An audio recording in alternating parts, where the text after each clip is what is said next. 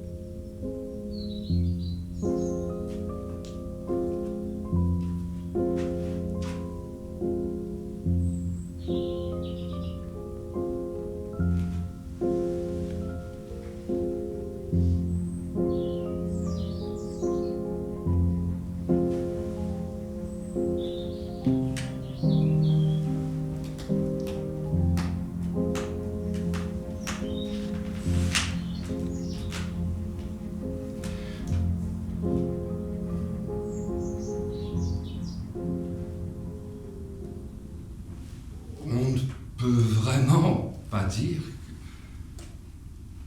que pour moi, c'était ce que les gens appellent un feu de paille, ni un enthousiasme puéril qui m'est entraîné, ni un sentiment que je ne vois guère moyen de qualifier autrement que de sentimental. C'était quelque chose d'absolument sérieux, un intérêt profond. Je voulais en avoir le cœur net. Je voulais savoir où il allait. De son côté, quand il m'a appelé, je suis bien forcé de supposer que distinctement, il savait ce qu'il faisait.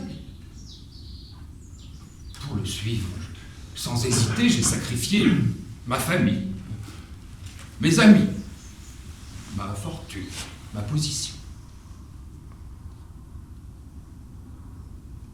Il y a toujours eu en moi une espèce de curiosité scientifique ou psychologique. Appelez ça comme vous voudrez. Et en même temps, un goût d'aventure et de spéculation. Toutes ces histoires de perles inestimables, de domaines mystérieux, on ne sait où, qui rapportent 100 pour 1, de royaumes imminents, dont les charges nous seront distribuées. Il faut avouer que tout cela était de nature à enflammer dans le cœur d'un jeune homme les plus nobles ambitions.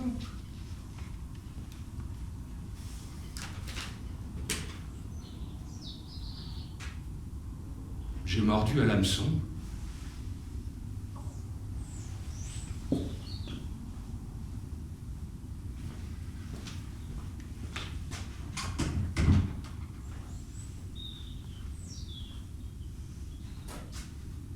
D'ailleurs, je ne suis pas le seul à m'être laissé prendre.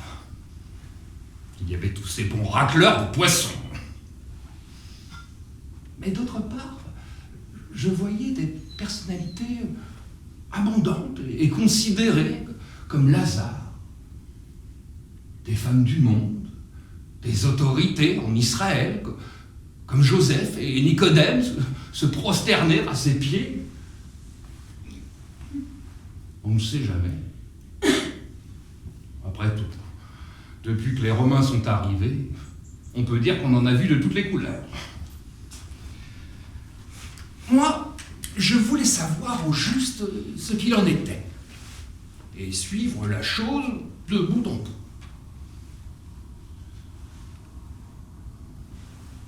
J'ose dire que parmi les 12, c'était moi, de beaucoup, le plus instruit et le plus distingué.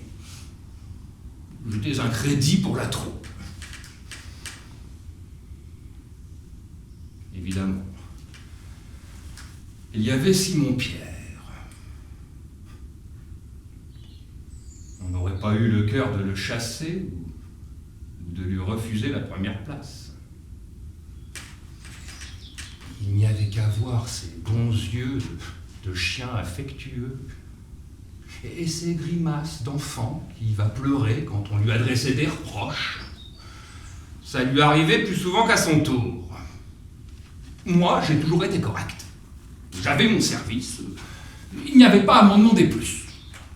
Sinon, c'était ça.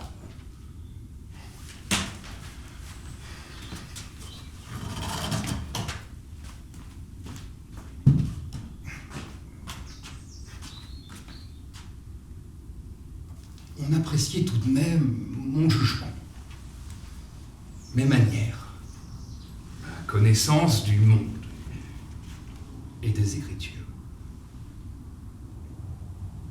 mon savoir-faire avec les clients. J'ai été un des premiers à passer apôtre, un de ceux à qui l'on a passé une corde autour du cou. Ce que vous appelez maintenant une étole. J'étais ce que l'on appelle un bon administrateur. C'était là ma spécialité. Évidemment, c'est plus distingué de ne pas toucher à l'argent. Mais il faut tout de même que quelqu'un s'en occupe, et que ça ne soit pas le plus manchot. On ne peut pas vivre éternellement en se remplissant les poches des épis qui vous tombent sous la main. Les propriétaires finissent par vous garder d'un drôle d'air. Nous étions toujours au moins 13 à table. Sans parler de l'imprévu. Pour tenir la bourse, il fallait un homme qui sût tout ce que l'on peut tirer d'un denier d'argent. Nourrir 13 personnes avec un denier d'argent, c'est presque aussi difficile que d'en alimenter 5000 avec 2 petits poissons. On me l'a dit, je ne l'ai pas vu. Le soir tout de même, quand on avait fini de considérer les listes des champs, on était heureux de trouver la soupe prête. Que d'histoires on m'a faites, parce que de temps en temps, je faisais un petit virement à mon compte personnel. Errate, énigme, latro. C'était un voleur. C'est bientôt dit. N'étais-je pas un apôtre, oui ou non? N'avais-je pas à tenir à mon rang? C'était l'intérêt général que je n'eusse pas l'air d'un mendiant. D'ailleurs, n'est-il pas écrit dans le livre du Deutéronome, chapitre 25, verset 4, « Tu ne liras pas la bouche du bœuf triturant. » Quand je courais de droite et de gauche, que je rappelais leurs promesses aux souscripteurs appesantis, que je préparais les logements, que j'embaumais les chefs de synagogue pour préparer la lecture du samedi, pour voir si c'était commode, que je faisais toute cette besogne de procureur, sans même un mot d'appréciation ou de remerciement. Qu'en dites-vous? Triturais-je ou ne triturais-je pas? Moi, j'ai le ferme sentiment que je triturais.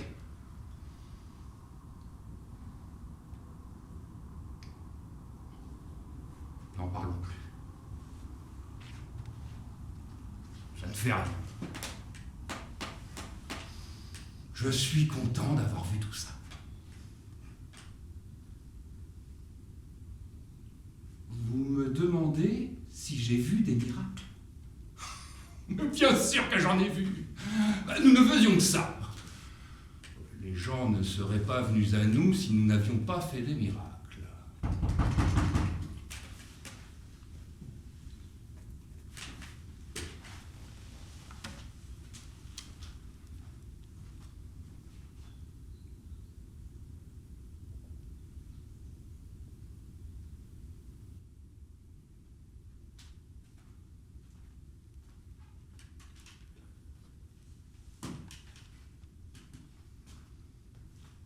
Les premières fois, il faut avouer que ça fait impression, les miracles. Mais c'est étonnant comme on s'y habitue. J'ai vu des camarades qui bâillaient ou regardaient le chat sur un mur pendant que des files de paralytiques se levaient au commandement. J'ai fait des miracles, moi-même, comme tous les autres. C'est curieux. Et je me permets de vous demander, en toute sincérité, qu'est-ce que ça prouve? Un fait est un fait, et un raisonnement est un raisonnement.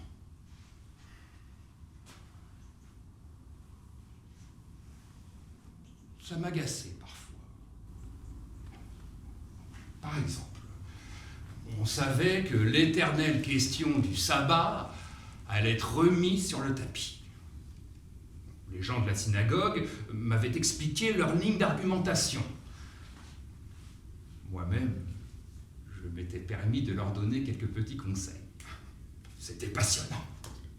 Eh bien, à peine avait-on ouvert la séance qu'à point nommé, au moment le plus crucial, se présentaient quelques cul-de-jatte qu'on remettait immédiatement sur leurs pieds, et adieu la discussion. Je ne trouve pas ça loyal.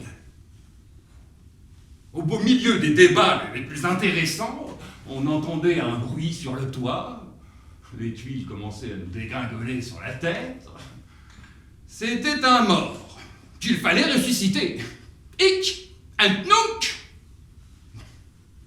Dans ces conditions, il n'y a plus de discussion possible. C'est trop facile. Ou du moins, enfin, vous comprenez ce que je veux dire. Au premier abord, tous ces malades qu'on guérit, ces aveugles qui y voient clair, c'est magnifique. Mais moi qui restais en arrière, si vous croyez que ça allait tout seul dans les familles, j'ai vu des scènes impayables. Ces estropiés, on en avait pris l'habitude. Et voilà qu'ils réclamaient leur place. Un unijambiste qu'on a remis sur ses pieds, vous n'imaginez pas ce que c'est. C'est un lion déchaîné. Tous ces morts qu'on avait découpés en petits morceaux, les voilà recousus, qui redemandent leur substance. Alors, si on ne peut plus se fier à la mort, il n'y a plus de société, il n'y a plus rien. C'est le trouble, le désordre partout. Quand notre troupe arrivait dans un village, je regardais les gens du coin de l'œil, et il y en a qui faisaient une drôle de figure. Et les démoniaques, il y en a qui n'étaient pas du tout contents d'être débarrassés de leurs démons. Ils en avaient pris l'habitude. Ils y tenaient autant qu'une petite sous-préfecture tient à sa garnison. Ils faisaient tous leurs efforts pour leur ravaler. C'était à se tordre.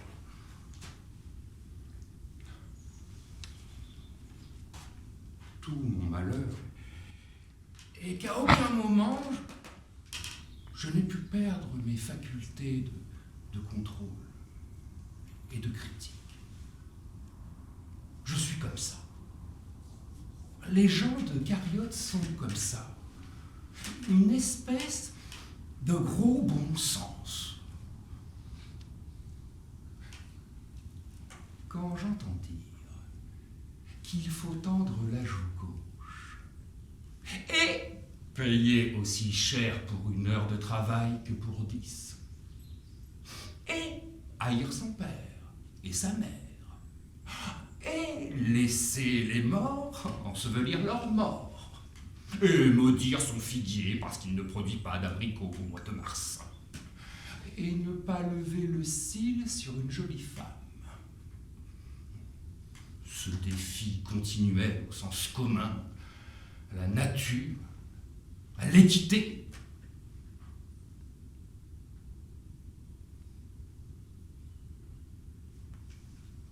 Je fais la part de l'éloquence et de l'exagération. Mais je n'aime pas ça. Je suis froissé. Il y a en moi un appétit de magique. Ou si vous aimez mieux, un sentiment moyen qui n'est pas satisfait. Un instinct de la mesure. Nous sommes tous comme ça dans la cité de Cariote. En 3 ans, je n'ai jamais entendu l'ombre d'une discussion raisonnable. Toujours des textes, et encore des textes. Ou des miracles. Ça, c'est la grande ressource. Ou des petites histoires qui ont leur charme, je suis le premier à reconnaître, mais qui sont entièrement à côté. Par exemple, on voudrait causer un peu d'homme à homme. Et tout de suite, qu'est-ce qu'on vous met dans la main? Avant qu'Abraham ne fût, je suis.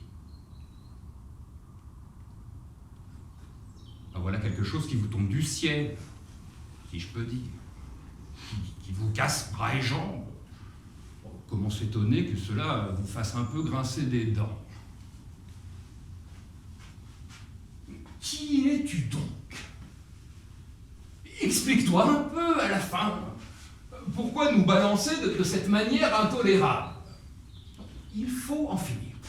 Il faut nous dire qui tu es.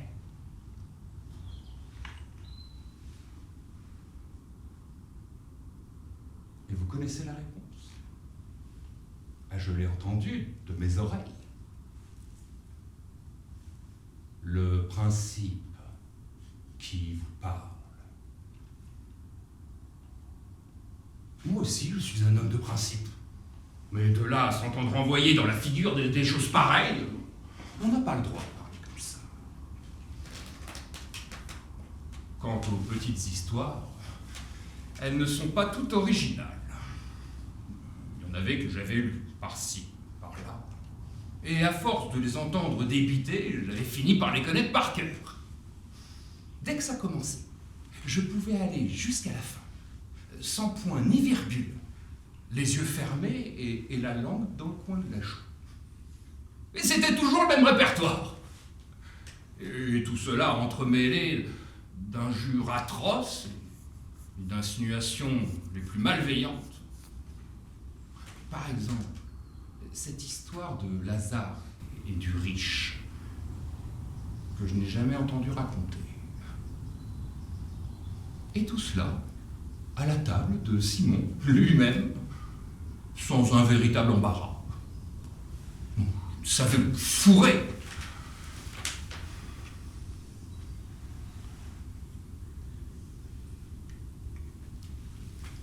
C'est pour en venir aux pharisiens et pour vous expliquer leur situation.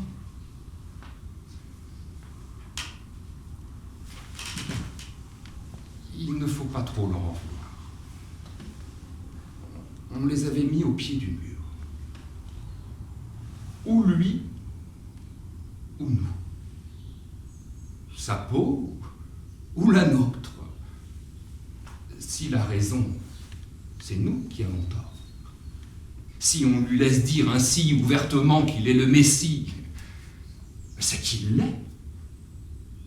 Et s'il est le Messie, alors nous, qu'est-ce que nous sommes? Qu'est-ce que nous faisons dans le paysage? Il n'y a pas à sortir de là.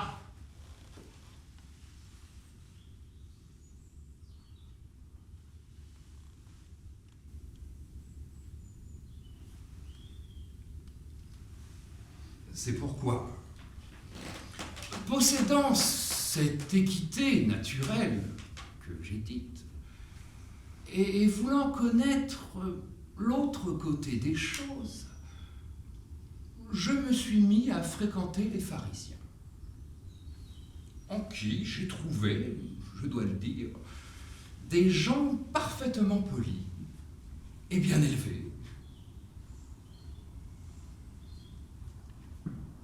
À la fin, j'ai eu gravement à me plaindre d'eux. Mais cela ne m'empêchera pas de leur rendre justice. L'intérêt national, l'ordre public, la tradition, le bon sens, l'équité, la modération étaient de leur côté. On trouve qu'ils ont pris des mesures un peu extrêmes. Mais comme Caïphe, qui était grand prêtre cette année-là, nous le faisait remarquer avec autorité, il est expédient qu'un homme meure pour le peuple. Il n'y a rien à répondre à ça.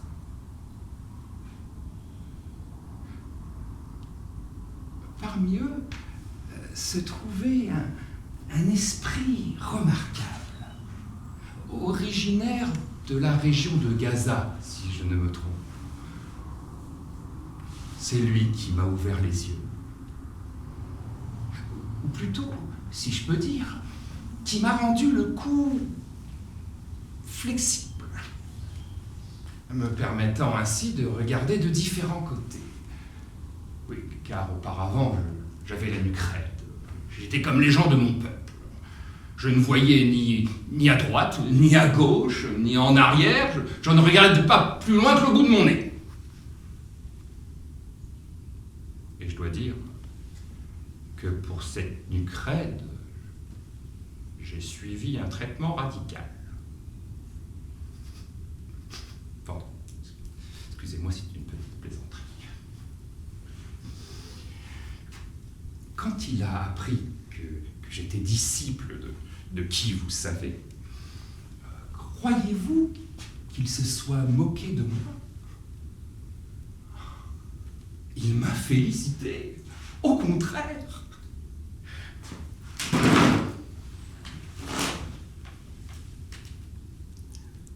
Il y a d'excellentes choses dans l'enseignement de qui vous savez.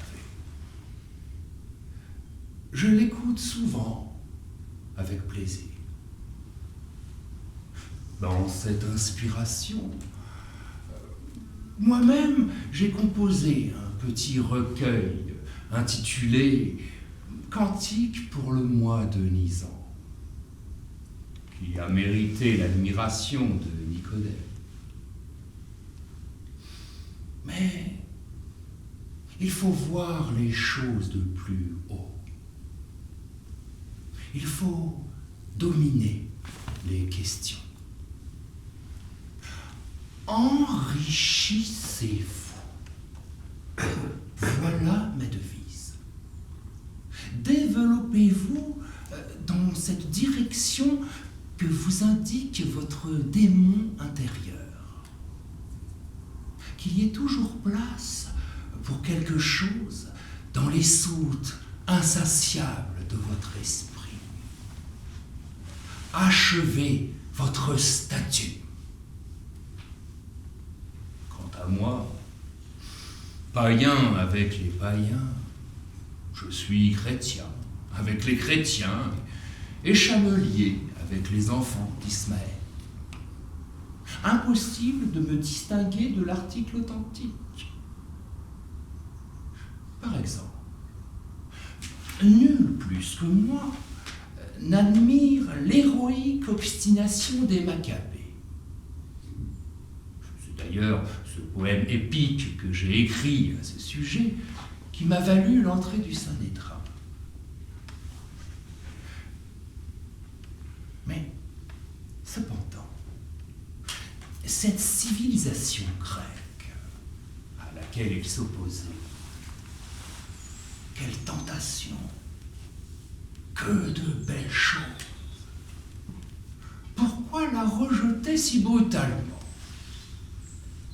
Il y avait des raisons nationales, je le sais. Mais combien d'avantages, je vous le dis tout bas, mais sympathique, l'attitude raisonnable et éclairée d'un véritable clerc, d'un digne prélat, comme cet homme, dont l'histoire partiale a travesti les intentions, le grand prêtre Jason.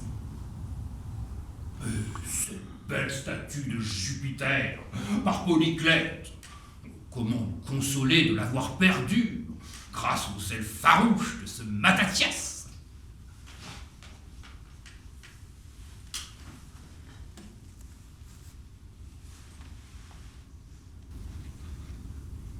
Ainsi parlait le grand homme.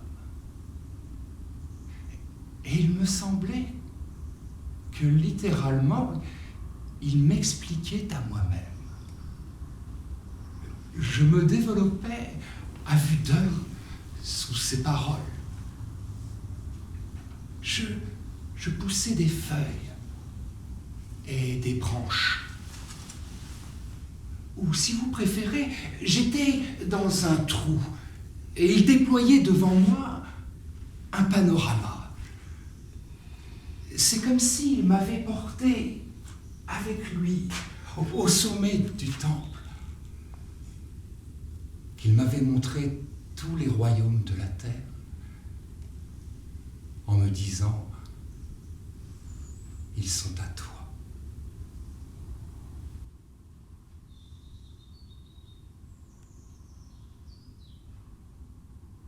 Vous voulez savoir le nom de ce grand homme? Il est bien connu. Il s'appelle J.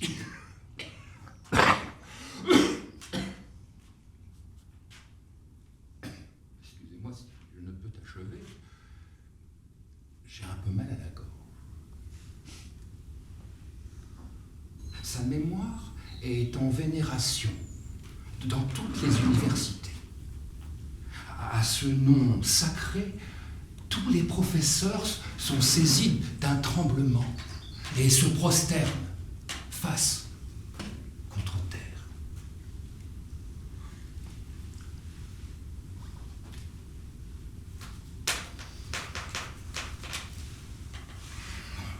Vous pensez bien que ce petit drame psychologique avait altéré mes relations avec les 11.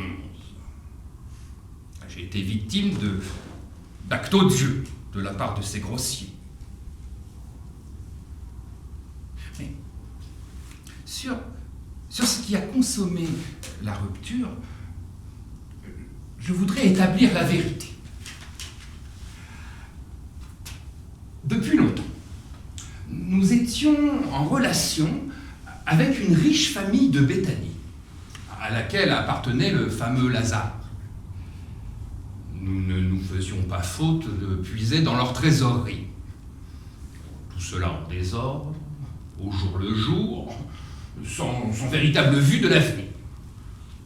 Je voulais régulariser. Mon idée était d'établir à Béthanie une espèce de base financière, d'organisation administrative sur laquelle nous pourrions nous appuyer. Je comptais pour cela sur Marie-Madeleine. La fortune de Marthe et de Lazare consistait surtout en hypothèques et biens fonciers, difficiles à liquider. Marie-Madeleine, au contraire, possédait une assez grosse somme en numéraire, bijoux et faits personnels, etc. Et dans un pays pauvre comme la Judée, on va loin avec rien qu'un peu d'argent comptant. Et on a des occasions de placement. J'avais tout expliqué à cette personne. Malgré le peu de sympathie que m'inspirait son passé d'immoralité. Je croyais que tout était arrangé. Tout à coup, la porte s'ouvre. Nous étions chez Simon, le lépreux. Et à l'instant, j'ai senti mes cheveux se dresser sur ma tête. Je ne comprenais que trop ce qui allait se passer. Une de ces scènes théâtrales dont je n'ai jamais pu être le témoin sans me sentir tout le corps crispé par cette espèce de chair de poule qu'inflige une atroce inconvenance. Figurez-vous que cette dinde était allée porter tout cet argent qui en somme n'était plus à elle et qu'elle m'avait promis, au bazar, en se faisant indignement voler naturellement, pour acheter de la parfumerie. Et il y en avait plein, une petite fiole en terre blanche. Je la vois encore. Là-dessus, elle se met par terre, à quatre pattes, trop heureuse de faire étalage de ses remarquables cheveux, et brisant la fiole sur les pieds de l'invité, elle répand tout notre capital. C'était le bouquet. Vous comprenez qu'après cela, il n'y avait plus à hésiter. De la maison de Simon, je ne fis qu'un saut jusqu'au Sanhédrin. Et la chose fut réglée en un tournement. J'ose dire que tout fut arrangé de la manière la plus heureuse, avec le minimum de violence et de scandale. La relation officielle en fait foi. Je connaissais les êtres et je savais exactement le lieu et l'heure où nous trouverions les amis de notre maître assoupis. Je me souviendrai toujours de ce moment. Quand on prend congé d'une personnalité distinguée, à laquelle on a prodigué pendant 3 ans des conseils aussi précieux que gratuits, l'émotion est compréhensible. C'est donc avec la sympathie dans le cœur que procure la conscience du devoir accompli que je déposais sur ses lèvres à l'orientale un baiser respectueux.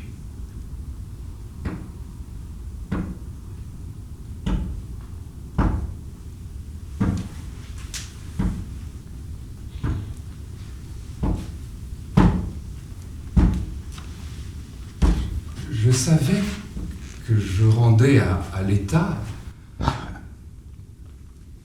à la religion, à lui-même, un service éminent, aux dépens peut-être de mes intérêts et de ma réputation, en l'empêchant désormais de troubler avec les meilleures intentions du monde les esprits faibles, de répandre dans la population l'inquiétude, le mécontentement de ce qui existe et le goût de ce qui n'existe pas.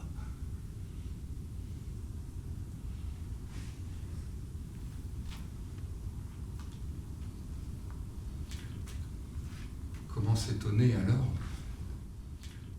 de cette larme honorable que vient sourdre au coin de tout œil bien né le pressentiment mêlé à l'approbation de notre démon intérieur, de l'incompréhension générale qui va nous envelopper.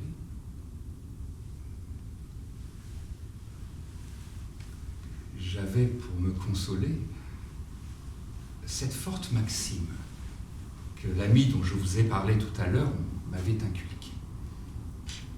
Agis toujours de manière à ce que la formule de ton acte puisse être érigée en maxime universelle.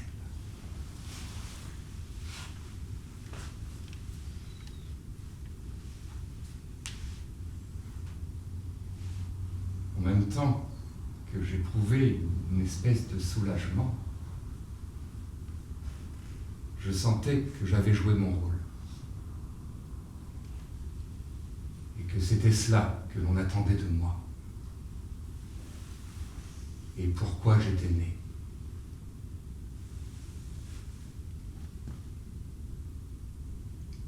Sur ce qui s'est passé ensuite, je n'insiste pas.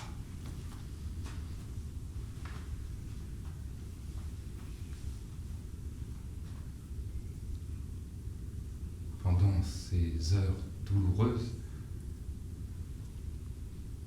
jamais je n'étais aussi triste et effaré de la lâcheté de mes ex-confrères. Et plus spécialement de l'inqualifiable désertion de Simon-Pierre. L'infortuné aurait dû cependant se souvenir de cette phrase qu'il avait entendue si souvent. Malheur par qui le scandale arrive.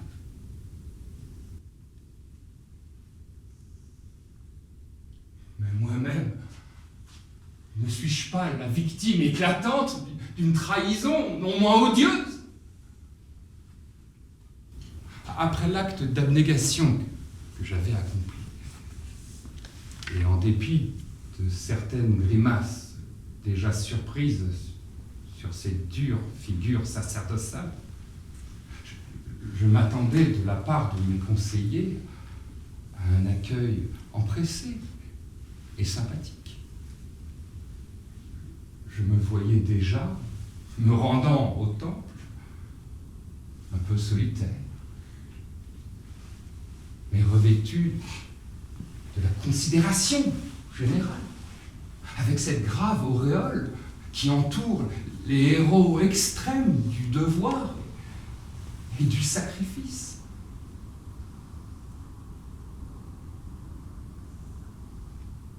Quelle erreur!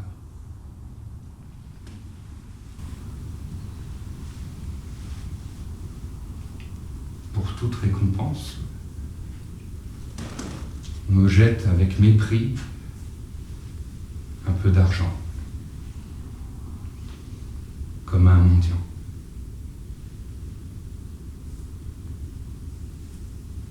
« 30 deniers.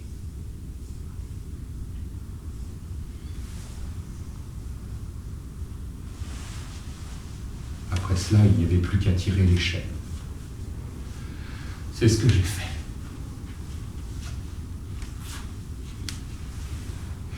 J'ai oublié de dire que la veille, pour me réconforter, j'étais allé rendre visite à mon excellent maître.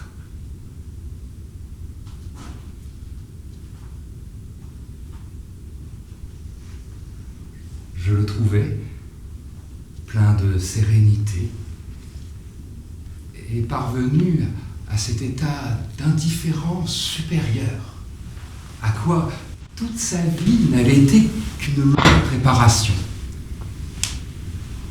Je veux dire qu'il était mort.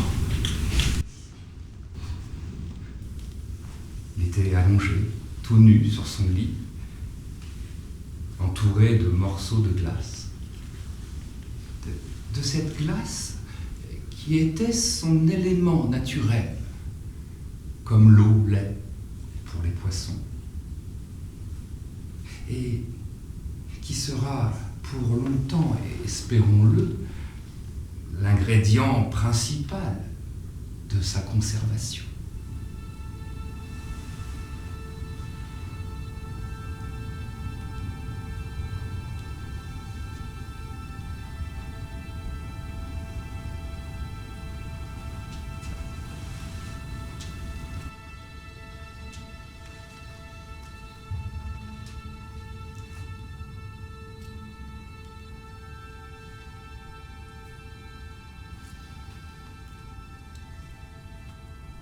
De la position que j'occupe maintenant, on peut juger des choses, si je puis dire, avec détachement.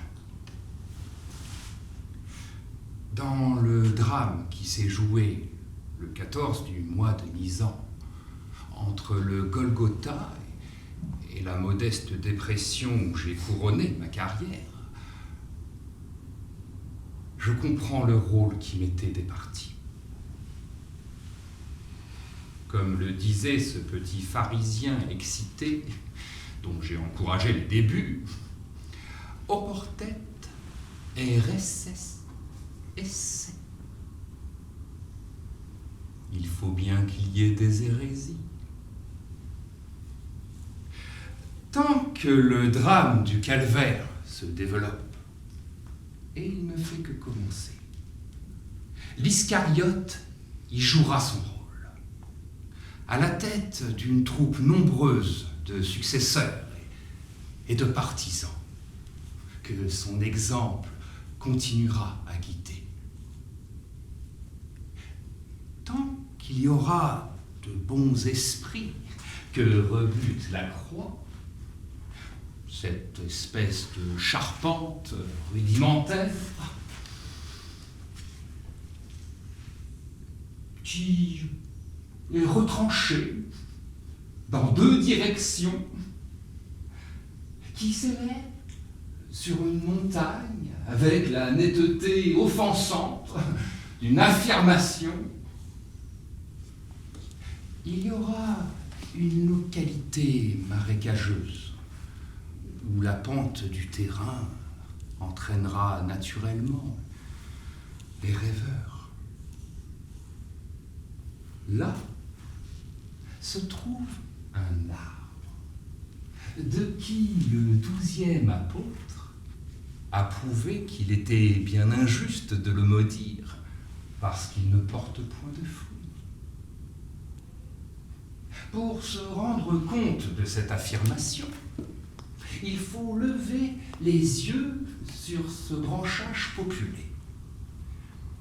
Avec la croix, il y a juste deux directions, sèchement indiquées, la gauche et la droite. Oui ou non, le bien et le mal, le vrai et le faux. Ça suffit aux esprits simplistes.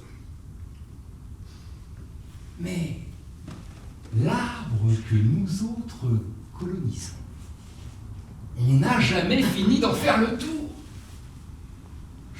Toutes ces branches ramifiées ouvrent dans toutes les directions les possibilités les plus attrayantes. Philosophie, philologie, sociologie.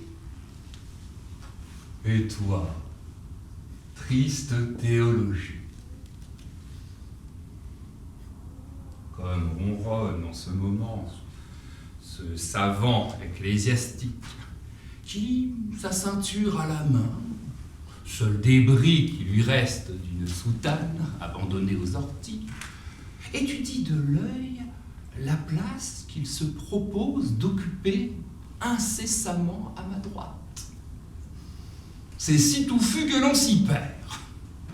Le mieux est de choisir une branche et de s'y installer fortement pour donner à cette lanière captieuse et un peu incertaine, dont en somme on peut faire ce que l'on veut, que nous portons autour des reins, la rigidité désirable,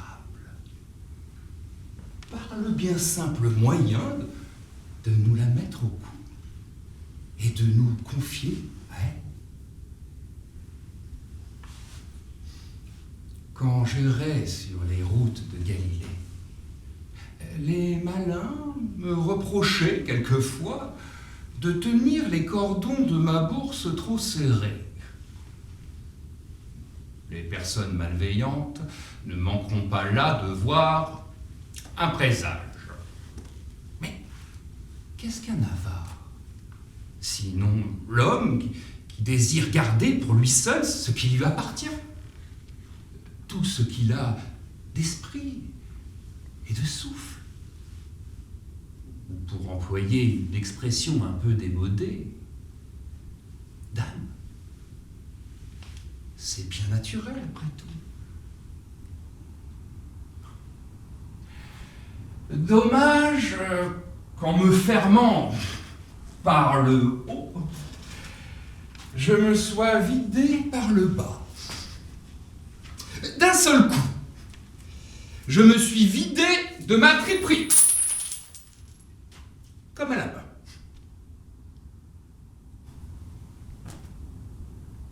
Sine affectione, sans scrupule. Ne manquerai pas de remarquer le petit pharisien dont je vous ai parlé tout à l'heure. Tant pis! Quand on veut graduer pour l'éternité, il faut être prêt à faire quelques sacrifices aux dépens de la perpendiculaire. Maintenant,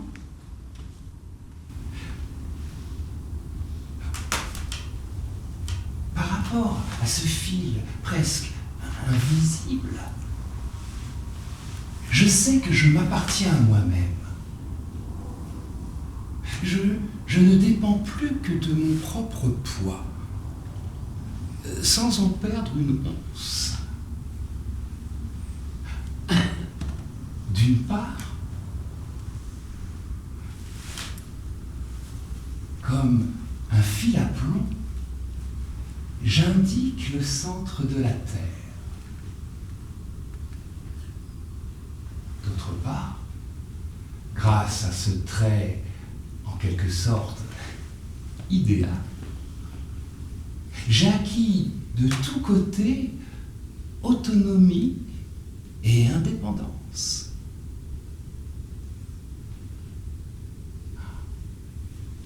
À gauche, à droite, il n'y a plus d'obstacle. Je suis libre. Tout m'est ouvert. J'ai acquis cette position hautement philosophique qui est le suspens. Que la jeunesse vienne donc à moi. Qu'elle élève avec confiance son regard vers la maîtresse branche où ma dépouille éviscérée se conforme rigoureusement à toutes les lois scientifiques. Et qu'elle trace sur la couverture de ces livres de classe cette naïve exclamation où se trahit mon sentiment de la propriété. Aspice, Judas, pendu.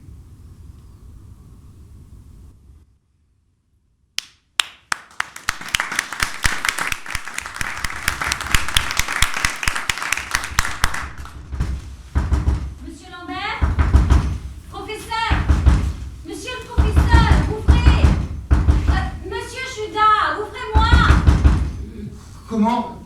Qui? C'est vous? Oui, moi, ouvrez, s'il vous plaît. Ma secrétaire. Je viens, je vous ouvre. Mais enfin, On vous a cherché partout. Mais quelle idée de disparaître comme ça. Mais suivez-moi, tout le monde vous attend. Tout le monde m'attend. Mes invités sont arrivés. Vos invités? Oui, mes invités, Monsieur Claudel et Gide. Claudel, Gide... Non, personne que je sache ne vous a demandé. Enfin, je ne sais pas. Ils sont certainement repartis parce qu'ils en avaient assez de vous attendre. Allons, venez avec moi. Reparti, c'est tout de même un monde, ça. Soyez gentil, venez avec moi. Oui, mais comment faire maintenant? Ah, je sais.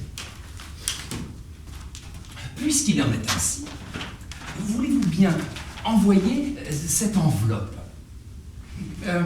Envoyez-la à Monsieur J. Vous trouverez bien son adresse. Ah non, envoyez-la plutôt à Monsieur Claudel. Oui, c'est lui qu'il me faut pour tout cela. Il saura convaincre. En recommandé, hein. Avec accusé de réception, je vous rembourserai. Mais oui. Bon, vous venez maintenant? Oui, allons-y. Après vous.